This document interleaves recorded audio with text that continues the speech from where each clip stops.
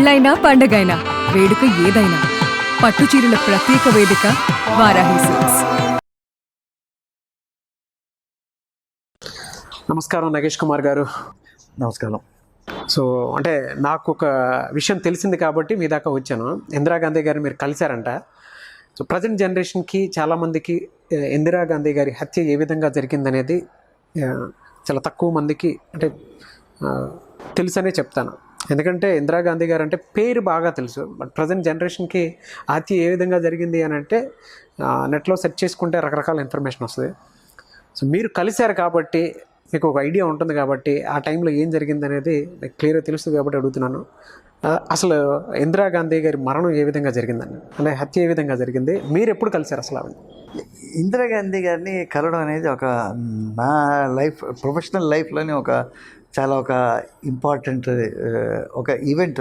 ఎందుకైతే చాలామందికి ఒక ఇంప్రెషన్ ఉంది, ఆవిడ చాలా భయంకరంగా ఉంటుందని మనిషి ఎవరిని అసలు వెంటనే డిస్మిస్ చేసేస్తుంది అనేది. ఆవిడ ఏంటంటే అట్లా కాదు, చాలా మోడర్న్ లుకింగ్ లేడీ ఆవిడ. అంటే ఒక ఎలాగంటే ఆవిడ ఎలాగే డ్రెస్ అవ్వడం కానీ చాలా చాలా గ్రేస్ఫుల్గా డ్రెస్ అయ్యేది ఆమె. మేము ఏంటంటే నేను స్టూడెంట్గా ఆమెను కలిసాను.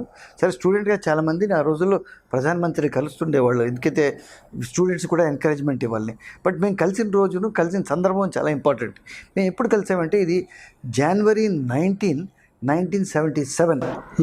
ఈ డేట్ ఎందుకు చాలా ముఖ్యం ఏంటంటే January 18, 1977 సాయంత్రం పూట ఆవిడ ఒక డిక్లరేషన్ చేసింది, ఈరోజు మేము ఎమర్జెన్సీ ఎత్తేస్తున్నాము అనేది. 19 నెలల తర్వాత దేశవ్యాప్తంగా ఉన్న ఎమర్జెన్సీ ఏది ప్రెస్ సెన్సర్షిప్, జైల్లో వీళ్ళందరినీ పెట్టడం, ఇదంతా ఎత్తేస్తున్నామని. బట్ ఎమర్జెన్సీ ఎత్తేస్తున్నామంటే ఏమిటి ప్రజలకు తెలియాలి కదా. సో మేము పొద్దున్నే 6:30కి మమ్మల్ని ఆవిడ చేంబర్కి పంపించారు. ఆవిడ మమ్మల్ని చూసి చాలా సంతోషపడింది. మేము చాలా small group of journalism students ఉన్నాం.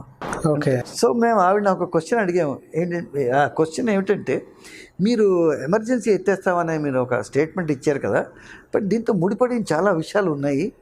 ప్రెస్ సెన్సర్షిప్ ఎత్తేస్తారా లేదా, రెండోది ఎన్నికలు పెడతారా లేదా, జైల్లో ఉన్న జయప్రకాష్ నారాయణ, మొరార్జీ దేశాయిని, ఆచార్య జేబీ కృపలానిని వీళ్ళందరినీ విడుదల చేస్తారా లేదా అంటే ఆవిడకి కొంచెం కోపం వచ్చింది. ఏమిటి అని అడిగింది ఫస్ట్. ఏం అడుగుతున్నారు అనేది. అంటే ఆవిడ నచ్చలేదు ప్రశ్న. అంటే ఇవన్నీ ఆటోమేటిక్గా జరుగుతాయి కదా అనేది. అయితే బట్ ఆవిడ బాధ్యత ఆన్సర్ చేయాలనేది. ఎందుకంటే మేము జర్నలిజం స్టూడెంట్స్ అయినా కూడా మేము కాపోయే జర్నలిస్ట్, రేపో మాపో జర్నలిస్ట్ అవుతాం, ఇంకా అయ్యేం కూడా అన్నారు. అయితే of course press censorship will be lifted, leaders will be released and elections will be held అన్నారు. ఇంకా చూడండి, పొద్దు నుంచి సాయంత్రం దాకా ఆ రోజు ఇంకా వేరే న్యూస్ లేదు. ఇంకా పత్రికల్లో అంటే ఆ రోజుల్లో టెలివిజన్ లేదు అన్ఫార్చునేట్లీ. అయితే ప్రెస్ ఇన్ఫర్మేషన్ బ్యూరోలో ఒక అఫీషియల్ ఉన్నాడు, మా ఫోటో తీసాడు. మా ఫోటో అన్ని పేపర్స్లో రెండో రోజు న్యూస్ అదేను. అంతకుముందే ఏమిటంటే మేము ఆ రోజు చాలా మందిని కలిసాము. కలిసిన వాళ్ళు ఏంటంటే Kuldeep Nair journalist, Indian express editor. ఆయన మమ్మల్ని చాలా గొప్పగా రిసీవ్ చేసుకున్నాడు. ఆయన, మీరు ఇందిరాగాంధీని కలిసారట కదా అన్నాడు. అవునండి కలిసారైతే ఎమర్జెన్సీ ఎత్తడం కాకుండా ప్రెస్ సెన్సర్షిప్ ఎత్తేస్తుంది కదా. అవునండి అన్నాడు. సో అదొక మరపురాని విషయము. రెండోది ఏంటంటే అఫ్కోర్స్ ఆవిడ హైదరాబాద్కి తరచుగా వస్తుండేది. Okay. So press conference cover చేస్తుండేవాడు. అంతకన్నా ముఖ్యం ఏంటంటే ఆవిడ మెదక్ నుంచి పార్లమెంట్ బై ఎలక్షన్ కంటెస్ట్ చేసింది. అప్పుడు నేనే కవర్ చేశాను అది, జయపాల్ రెడ్డికి అగెన్స్ట్ గాను. సో రెగ్యులర్గా వెళ్తుండేవాడు. కానీ ఆవిడ ఎప్పుడు మెదక్ రాకుండా ఎలక్షన్ ఆవిడ గెలిచిపోయింది అనమాట. సో ప్రెస్ కాన్ఫరెన్స్లో మాత్రం ఆవిడ ఏంటంటే ఎక్కడ ఆవిడ క్వశ్చన్స్ ఏదో అడగదంగా అడిగితే ఆవిడ ఒప్పుకునేది కాదు, తిరిగి ఇచ్చేసేది ఆవిడ. ఈ జర్నీలో ఆవిడ్ని హత్య చేయాలని ఎవరు భావించారు, ఎందుకు జరిగిందంటారు అసలు? ఇందిరాగాంధీ గారి హత్య చాలా డ్రామాటిక్ సర్కమ్స్టాన్స్లో జరిగింది. అంటే ప్రపంచంలోనే ఇలాంటి హత్య చాలా తక్కువ సందర్భంలో జరిగింది. అంటే మహాత్మా గాంధీ గారి హత్య కూడా అట్లాగే జరిగింది. ఆయన చుట్టూరా చాలామంది ఉన్నారు. సడన్గా నాథురామ్ గాడ్సే పిస్టల్ తీసి మహాత్మా గాంధీని డైరెక్ట్గా ఆయన గుండెల్లో బుల్లెట్లు కొట్టారు. ఈవిడ అంతకన్నా డ్రామాటిక్గా జరిగింది. ఈవిడ ఏమిటంటే 1 సఫ్దర్జంగ్ నుంచి 1 అక్బర్ రోడ్కి వెళ్తున్నది. అక్కడ ఏమిటంటే ఒక డాక్యుమెంటరీ ఫిల్మ్ మేకర్, చాలా ఫేమస్ ఫిల్మ్ మేకర్ పీటర్ ఉస్టినోవ్ అని ఆయన వెయిట్ చేస్తున్నారు. ఇది అక్టోబర్ 31, 1984లోని ఇది. సో ఆ రోజు ఆవిడకి చాలా మీటింగ్స్ ఉన్నాయి. దాంట్లో మీటింగ్లో కలుసుకునే వాళ్ళు ఎవరంటే బ్రిటన్ మాజీ ప్రధానమంత్రి ఒకళ్ళు. సో ఆవిడ ఇది సమయం 9:15, 9:20 మధ్యలోని. సో ఆవిడతో ఆవిడ అసిస్టెంటు, 2 బాడీ గార్డులు, ఆవిడ అంటే ఈ 2 ఇళ్ళు 1 సఫ్దర్జంగును 1 అక్బర్ రోడ్డు 2 కలిసే ఉంటాయి. ఇప్పుడు ప్రధానమంత్రికి ఏమిటంటే నార్మల్గా ఇవన్నీ ఢిల్లీలో మీరు చూసే ఉంటారు, ఎంపీ క్వార్టర్స్ ఒకళ్ళు పక్కనే ఉంటాయి. కానీ ప్రధానమంత్రికి ఒక ఎంపీ క్వార్టర్ అనేది సరిపోదు. అది రెండు కలిపి ఒక 3-5 ఎకరాలు ఉంటాయి. దాంట్లో వేరే వివిధ రకాల ఆఫీసులు, ప్రధానమంత్రి నివాసం అవన్నీ ఉంటాయి. సో ఆవిడ పొద్దున్నే కొంచెం గంభీరంగానే ఉన్నారు ఆవిడ. సో ఈ 2 ఇళ్ళకి మధ్యలో ఒక చిన్న గేట్ లాంటిది. ఆ గేట్లో వచ్చి దాటుతున్నప్పుడు ఈ 2 body guards, security guards, Beant సింగ్ను సత్వంత్ సింగ్ను ఆవిడ దగ్గర రావడం ఏంటి, ఈ బియాన్ సింగ్ ఏమిటంటే తన పిస్టల్ తీసి ఆయన 4 తూటాలు ఆవిడ అబ్డమెన్లోని, చెస్ట్లోని కొడితే ఆవిడ కింద పడిపోవడం జరిగింది. ఈ రెండో మనిషి సత్వంత్ సింగ్, అతని దగ్గర స్టెన్ గన్ ఉండేది. ఆయన స్టెన్ గన్ మీకు తెలుసు, అది ఆటోమేటిక్ వెపన్. ఒకసారి ట్రిగర్ నొక్కితే బుల్లెట్స్ అన్ని, మ్యాగజైన్ అంతా ఖాళీ అయిపోతుంది. మొత్తం 30 బుల్లెట్లు ఆవిడ మీద కొట్టడం జరిగింది. సో మొత్తం ఒక 34 బుల్లెట్లు కొడితే 30 బుల్లెట్లు ఆవిడికి తగిలాయి. ఈ 30 బుల్లెట్లు సుమారుగా ఒక 27 బుల్లెట్లు ఆవిడ మొత్తం ఇటు నుంచి అటు వెళ్ళిపోయి, ఒక 3-4 బుల్లెట్లు ఆవిడ బాడీలో ఉండిపోయి. సరే, ఆ బాడీగార్డ్ జరిగింది ఏమిటంటే వాళ్ళని వెంటనే పట్టుకున్నారు. ఒక బాడీగార్డ్ వీటితో వస్తున్న వాళ్ళకి ఆయనకు కూడా దెబ్బలు తగిలాయి. వీళ్ళిద్దరిని వెంటనే పట్టేసుకున్నారు. సో సత్వంత్ సింగ్ ఏంటంటే కొంచెం స్ట్రగుల్ చేశాడు. ఆ స్ట్రగుల్లో ఏమైందంటే బియాన్ సింగ్కి బుల్లెట్స్ తగిలాయి. అంటే అక్కడ 2 కథనాలు ఉన్నాయి. అక్కడ బియాన్ సింగ్ చంపేశారు. మొత్తం జరిగింది ఏంటంటే కథనాలు 2 ఉన్నా కూడా బియాన్ సింగ్ ఒక కథనం ఏంటంటే బియాన్ సింగ్ తన వెపన్స్ అక్కడే పడేశారు. ఈ వేరే సెక్యూరిటీ వాడు ఆయన అక్కడే కాల్చేశారని. రెండోది ఏంటంటే గార్డ్ రూమ్ తీసుకెళ్తున్నప్పుడు వీళ్ళకి ఒక చిన్న స్ట్రగుల్ అవ్వడంతో బియాన్ సింగ్ చనిపోయాడని. సత్వంత్ సింగ్ కూడా తీవ్ర గాయాలైంది. సరే, అది వేరే సంగతి. ఈవిడ వెంటనే All India Institute of Medical సైన్స్కి అక్కడే పక్కన అంబాసిడర్ కారు ఉంటే సోనియా గాంధీ ఇంటి లోపల ఉన్నారు ఆవిడ. గన్ షాట్స్ వినగానే ఆవిడ పరిగెత్తుకుంటూ చూస్తే ఇందిరాగాంధీ మొత్తం రక్తంలో పడిపోయి ఉన్నారు. ఆవిడ మామ్ అని ఆవిడ వచ్చేది అత్తగారిని. వెంటనే అక్కడ అంబాసిడర్ కారులో తీసుకెళ్ళిపోయి అసలు All India Institute of Medical సైన్సెస్కి టెలిఫోన్ చేసి ఎమర్జెన్సీలో అంతా రెడీగా ఉండండిరా అని చెప్పడానికి కూడా సమయం లేదు. అక్కడ తీసుకెళ్ళి వెంటనే ఒక 80 ఇది ఎక్కించారు, సలైన్ ఇవి బ్లడ్ ఎక్కించారు. ఎంత చేసినా కూడా ఆవిడ ప్రాణాలు దక్కలేదు. అయితే జరిగింది ఏంటంటే ఆ రోజు చాలా ట్రాజడీ ఏమిటంటే ఆవిడ చనిపోయినప్పుడు ఢిల్లీలో ఎవరు ప్రముఖులు లేరు. ఎందుకు సార్ ఆ విధంగా ఎందుకు జరిగిందంటారు? అది కొన్ని సర్కమ్స్టాన్సెస్ అలా జరిగాయి. అంటే కొన్ని కారణాల వల్ల. ముఖ్యంగా ఏంటంటే ప్రైమ్ మినిస్టర్ చనిపోయిన నాడు ప్రెసిడెంట్ ఉండకపోవడం అనేది అది ఒక చాలా పెద్ద వ్యాక్యూమ్ క్రియేట్ అయిపోతుంది. ప్రెసిడెంట్ జైల్ సింగ్ అయినా మారిషస్లో ఉన్నాడు. ఈవిడితే ఉన్న 2 మంత్రులు ప్రణబ్ ముఖర్జీ, పివి నరసింహారావు, వాళ్ళిద్దరూ ఊళ్ళో లేరు. మనందరికీ తెలుసు రాజీవ్ గాంధీ క్యాలికటాకి వేరే పనిలో ఉన్నారు. ఆవిడ 2 సీనియర్ ఆఫీషియల్స్, క్యాబినెట్ సెక్రటరీ రావు సాహెబ్ కృష్ణస్వామి, దాని తర్వాత ఆవిడ ప్రిన్సిపల్ సెక్రటరీ పిసి అలెగ్జాండర్, వాళ్ళిద్దరూ ఏమిటంటే ఆవిడ పర్మిషన్ తీసుకుని అంతకుముందు రాత్రే బాంబేకి అటామిక్ ఎనర్జీ కమిషన్ మీటింగ్కి వాళ్ళిద్దరూ వెళ్ళారు. సో ఎవరు ఇంపార్టెంట్ పీపుల్ లేరా, కోడలు సోనియా గాంధీ తప్పితేను. సో వెంటనే కబురు అందగానే బాంబే నుంచి వాళ్ళిద్దరూ వచ్చారు, ఆ సీనియర్ అఫీషియల్స్.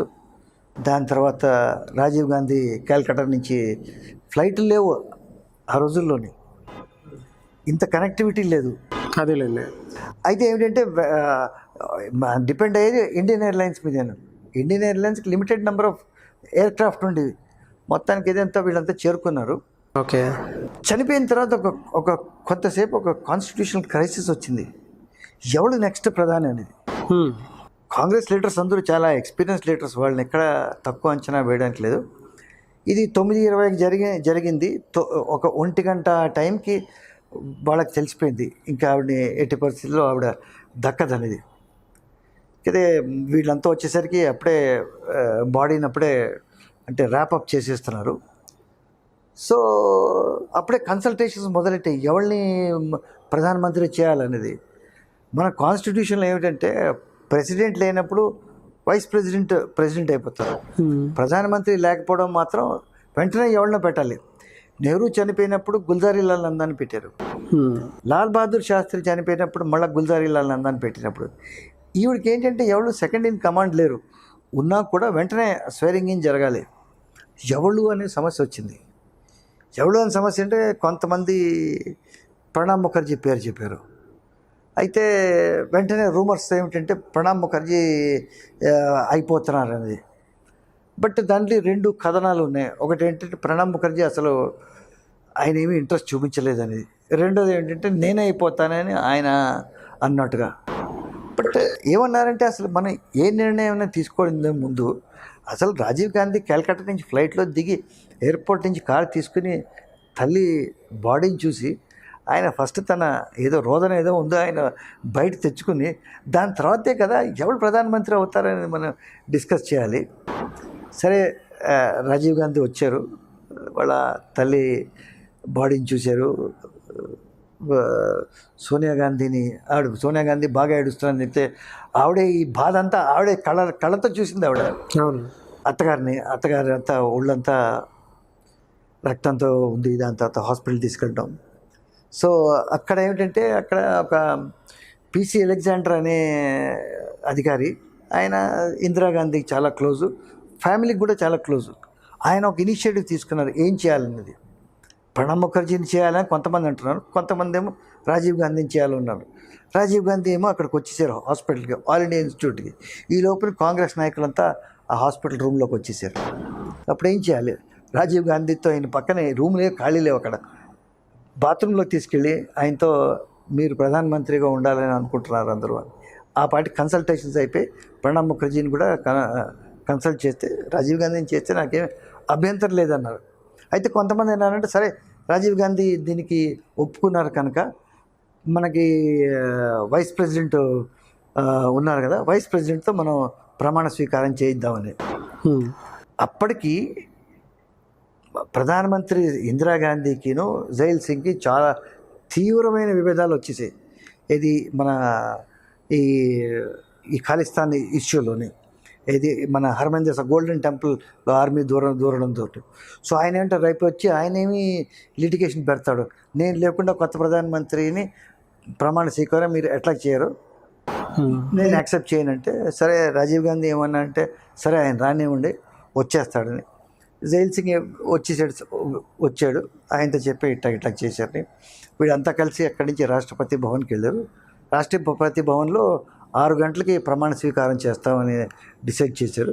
బట్ అసలు ఎక్కడ ప్రమాణ స్వీకారంకి అరేంజ్మెంట్స్ కావాలి కదా. అవును. దాని తర్వాత క్యాబినెట్ ఎవరు ఉండాలి? 1 మ్యాన్ క్యాబినెట్ ఉండాలా, పాత క్యాబినెట్ ఉండాలా, ఉట్టి సీనియర్స్ ఉండాలా? రాజీవ్ గాంధీకి అసలు ఏమీ ఎక్స్పీరియన్స్ లేదు. ఆయన అప్పటిదాకా పైలట్గా ఉన్నాడు. దాని తర్వాత ఏంటంటే ఏఐసిసి జనరల్ సెక్రటరీగా ఉన్నాడు. ఆయన మొదట ఏమన్నాడంటే పాత క్యాబినెట్లో ఉన్న వాళ్ళందరూ నా క్యాబినెట్లో ఉంటారని. సరే, తర్వాత ఆయన చర్చలతో డిసైడ్ చేశారంటే కొంతమంది సీనియర్స్ ఉంటారు, పివి నరసింహారావు, ప్రణబ్ ముఖర్జీ, బూటా సింగ్, ఇంకా ఒకళ్ళిద్దరుని. సో ఓకే సార్, అంటే అంతా బాగానే ఉంది సార్, అంటే ఇంటరప్ట్ చేస్తున్నందుకు వేరేలా ఈ హత్య ఎవరు చేయించుంటారు అసలు? చూడండి, ఈ హత్యలో ఒక చాలా స్పష్టంగా ఉంది. దాని తర్వాత ఏదైతే కమిషన్ ఆఫ్ ఎంక్వైరీ వేశారో అనేది, దీంట్లో ఈ హత్య చేసిన వాళ్ళు వీళ్ళిద్దరూ, ఒకళ్ళేమో అక్కడ చంపబడ్డారు. రెండోది ఏంటంటే సత్వంత్ సింగ్ని 84లో ఈ హత్య జరిగితే 89లో ఆయన్ని కేఆర్ సింగ్ అంటే బియాన్ సింగ్కి ఆయన చుట్టం, మేనమామ ఏదో అవుతాడు. వీళ్ళిద్దరిని 89లో ఉరి తీశారు. దీని వెనకాతల ఈ చేసిన భింద్రన్వాలా ఏదైతే వేరే ఖలిస్తాన్ మూమెంట్కి ఆయన ఈ మూమెంట్ స్టార్ట్ చేశాడో, దానికి ఇది వాళ్ళ కొంతమంది సిక్ ఉగ్రవాదులు ఈవిని ఎట్టి పరిస్థితుల్లో చంపాలని వాళ్ళు ఒక డెసిషన్ తీసుకున్నారు.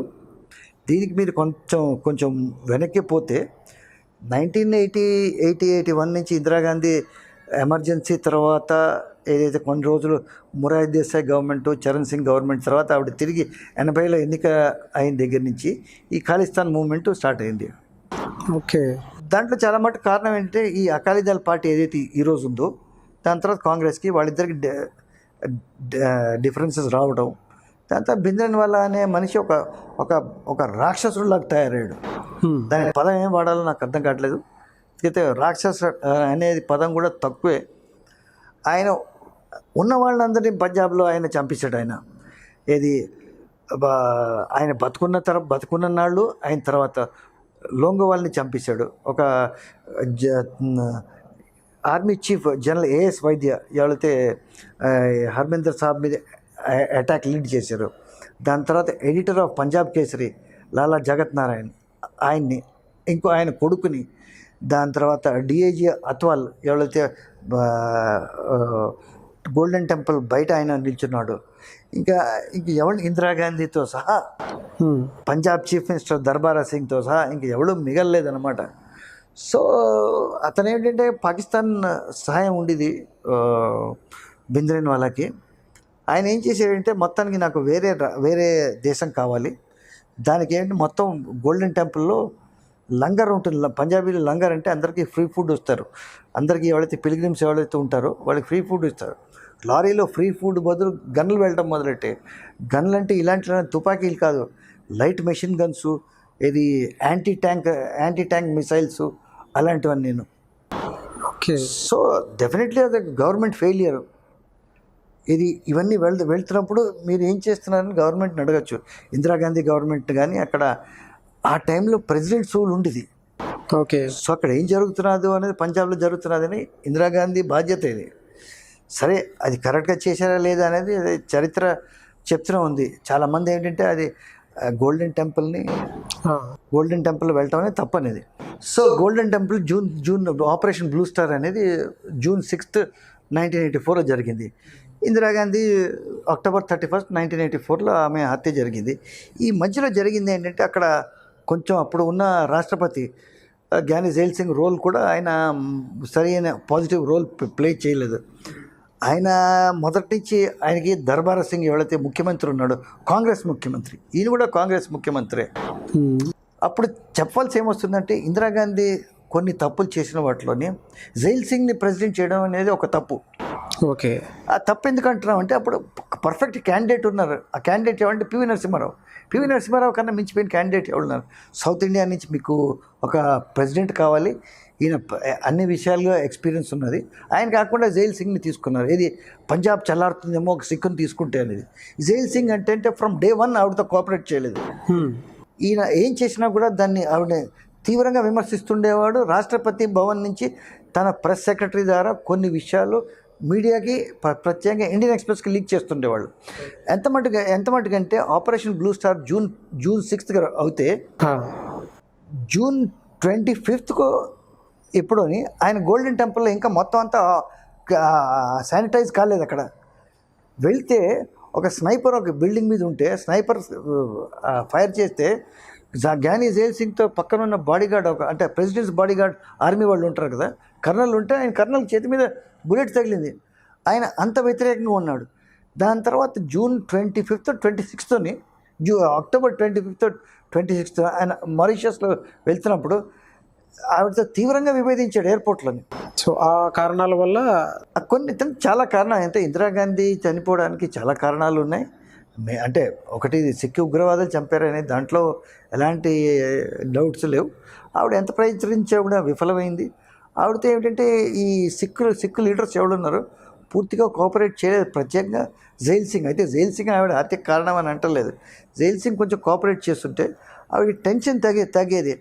ఆఖరి మాట ఏంటంటే ఆవిడ అక్టోబర్ 30th నాడు ఒరిస్సాలో ఆవిడ ఒక పబ్లిక్ మీటింగ్ అడ్రస్ చేసింది. ఆవిడ ఏమైందంటే నా ప్రాణం అంతా దేశానికేను, నా ప్రతి రక్తం బొట్టు దేశానికే నేను ఇస్తానంది ఆవిడ. ఇది ఎప్పుడు అక్టోబర్ 30 నాడు. అక్టోబర్